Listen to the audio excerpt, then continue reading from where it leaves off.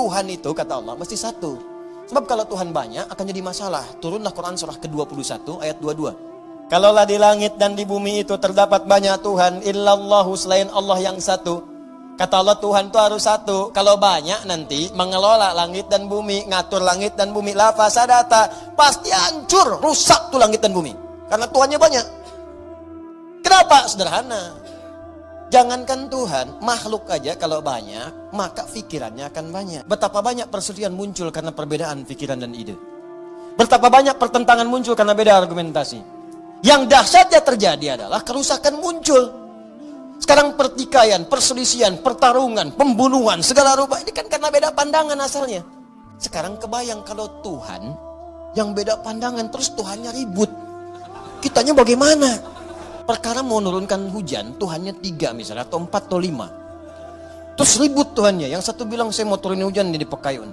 Kata yang satu jangan dulu dah. Ya. Satu bilang ya udah saya jalan tengah aja deh. Mendung aja. Nggak bisa. Ada hamba yang sangat jengkel saya kepadanya. Kasih kilat dia. Nggak bisa. Ramai Tuhan tuh kan. Kamu Tuhan siapa sebetulnya? Kamu juga apa? Oh ramai. Kalau Tuhannya ribut, gimana kita makhluknya? Kebayang tuh. Dar. Wah terang lagi. Jeluger. Mendung lagi. Legar. Panas ini. Ustadz ini kenapa? Tuhan lagi ribut. Nggak bisa. Ini tafsir.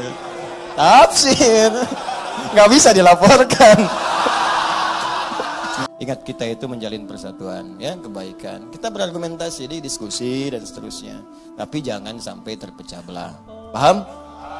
Nah, itu logika dari Allah.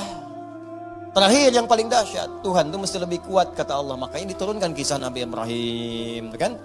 Diturunkan kisah-kisah yang lain, diturunkan ayat misalnya tentang bagaimana ini Tuhan aja nggak bisa nepuk lalat dalam dirinya. Bagaimana bisa dipertuhankan? Karena itu prinsipnya adalah secara logika Tuhan mesti beda dengan makhluk. Paham sampai sini? Maka nggak akan pernah keluar di lisan kita semua agama sama, menuju pada Tuhan yang sama. Cuman caranya beda-beda. Mustahil keluar kalimat itu. Menghormati keyakinan yang lain harus. Dan jangan paksa orang untuk membenarkan apa yang kita yakini. Terangkan boleh, dakwahi iya, maksa jangan. Maksa dosa. Tulis maksa dosa, selesai. Karena itu tidak harus mencela, jangan kemudian menghina, jangan menjelek-jelekan dan sebagainya. Cukup sudah, terangkan dengan baik, selesai, yakini, beres. Ini aneh, katanya yakin Allah Tuhan, tapi membenarkan juga keyakinan orang lain. Itu keberagamaannya dipertanyakan. Jelas ya?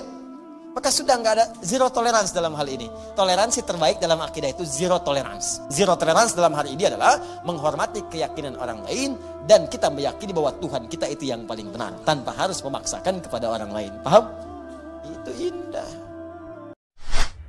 Mohon klik tombol like dan subscribe. Semoga amal jariah Anda terus mengalir.